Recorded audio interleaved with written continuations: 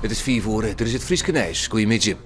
De inspectie voor Soensvarg heeft nog een protte vragen bij het toekomstplan van ziekenhuis de Sionsberg in Dokkum.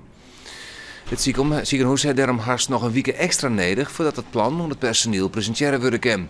De Sionsberg wil verbieden het personeel inlicht over het definitieve plan voor het sluiten van 4 afdelingen, waaronder de acute hulp, verloskunde en cardiologie. Maar na Oelis in Utrecht wordt het besluit nou uitgesteld. De inspectie heeft dat rapport gisteren op hoofdlijnen bekeken en heeft ons vandaag wat aanvullende en toelichtende vragen gesteld. Wat voor vragen zijn dat? Daar ga ik inhoudelijk niet op in, want die hebben natuurlijk te maken met het inhoud van het rapport. Maar ik kan u wel aangeven dat het opbouwende vragen waren. De inspectie voor Soensvarg neemt nou takken weken waar ze een besluit voor het Nijersvargplan voor het Dokkumer ziekenhuis. Er komt definitief een eind naar het Centrum voor de Kunsten Parnas in Ljouwert. Het cultuuronderwijs zal van 1 september al jongen worden toch 15 culturele instellingen in de stad. Het gaat dan om instellingen zoals Theater, het Fries Museum en Schouwburg de Harmonie.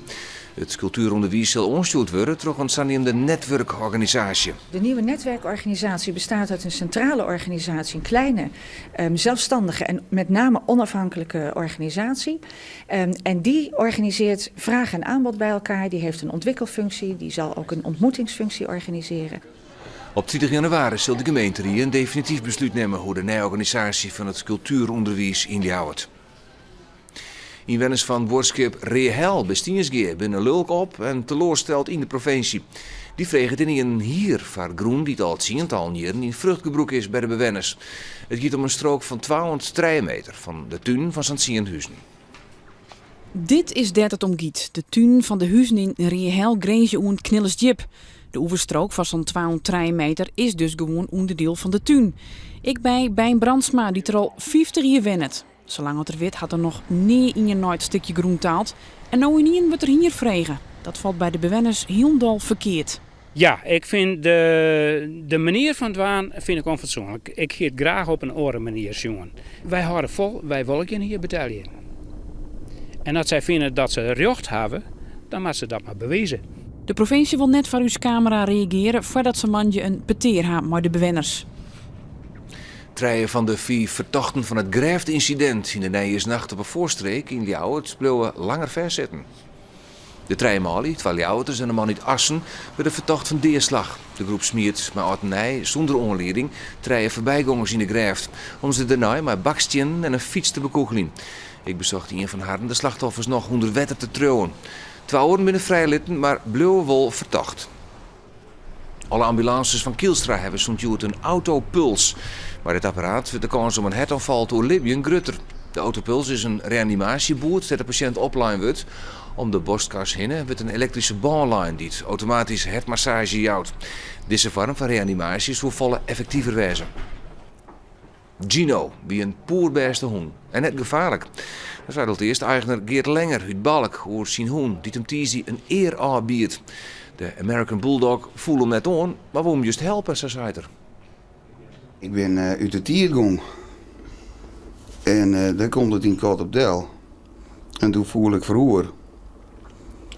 En nou ja, zoals ik het een beetje in denk ik in. Die hond die heeft me geprobeerd wakker te likken met eer. En wat een hond vaak doet in de natuur, is dan begint ermee dat slachtoffer te slepen om hem toch op gang te krijgen. Politieman en landelijke expert op het merk van mensenhandel, Henk Werson, presenteert het zijn boek over mensenhandel en dwongen prostitutie, De Fatale Fuik. De opbrengst gaat naar de Veilige Vesten van opvangorganisatie 4 Friesland. In de Veilige Vesten komen slachtoffers van mensenhandel elke keer machine dat ze hier zitten in plaats van dat ze op een geheim adres onderbracht worden. Een omslag in de hulpverlening. Politieman Henk Werson werkt het vaak met 4 Friesland en vond daarom ik dat de opbrengst van zijn boek naar de Veilige Vesten mat. Ik hoop dan ook dat het boek 1 miljoen keer wordt verkocht, want dan heb ik zoveel geld wat hierin geïnvesteerd wordt dat je in ieder geval een paar jaar diagnostiek hebt. En als je dan in 4, 5 jaar aan kan tonen dat diagnostiek onderdeel uitmaakt van de rechtspraak en de hulp aan die mensen, dan heb je genoeg bereid en dan is het daarna ingebed. In zijn boek komen alle facetten van mensenhandel onder water. Ik zie eigen ondervindings. De Veilige Vesten wordt 1 april in gebruik genomen. Sietske de Boer van Frencher is blij dat er langomlet erkenning is voor het deer van haar broer. Pieter Boer is in 1942 omgebracht door de Japanners bij het Indonesische Tarakan. In Loenen in Gelderland is het een monument ontbleten dat de slachtoffers van de slag bij Tarakan betinkt. Pieter Boer zit al een paar jaar in Nederlands-Indië, had de kolonie onvallen wordt door de Japanners. Die eenheid van de Boer wordt gevangen genomen en op een schip vermoorden. Ze krijgen alweer een zeemansgraaf. De man hebben niet een echt graaf of betinkingsplak kregen, want nou. De familie van de Boer is blij met het monument. Tegen broer. En ze zeiden, dit binnen alle riersels. En dan, ja, ik vind dit wel een mooie bevestiging, vind ik dit. Voor wat ze promaken hebben. Het waren er nog. Joen en vannacht winterse buien met kans op tonger en een hudde westenwind. Morgen is nog een winterse bui. In het waardgebied mogelijk maar tonger. Dan ik geregeld zinnen. Het wordt een gratis size. En dat zag je deze kwartier. Dadelijk hier heer en check. En ik meld me wat meer Fries Nijs als ze zo'n size horen.